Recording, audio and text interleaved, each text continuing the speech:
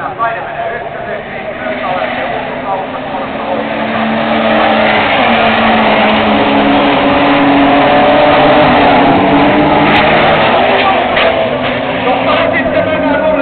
Siellä mennään puhtaasti katon kautta ympäri yksinäistä kuljettajista ja nyt tänne kuka? Oi, katsotaan numeroa nyt kun nähdään numero, niin otetaan kertoa.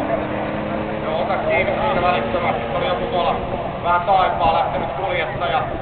Tyylipuhdas kaatoalta turvavarusteet lienevät kunnossa ja toivotaan, että kuljettaja niin ikään. Ei se nyt pahasti tietysti näyttänyt tuo tilanne, mutta... Jos näin on jälkeen auto numero 7, eli Mika Kivini, Tapio Peltola. Ja Mika Kivini meistä oli siellä puikoissa, kun lähdettiin tähän ensimmäiseen lähtöön. Siellä kysellään kaikki.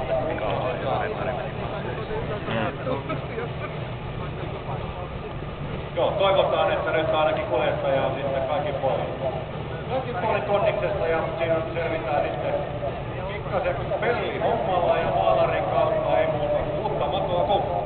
Joo, katsotaan, että siellä nyt on jatketaan sen kummemmin. Kyllä sieltä kuljettaja tulee esille, eli annetaan raikuvat aplodit joka tapauksessa päivän ilmavimmasta suorituksesta.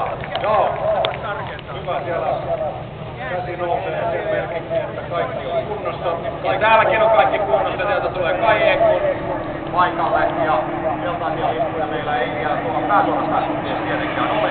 Kari Kröstä on noussut pois, joo ja nyt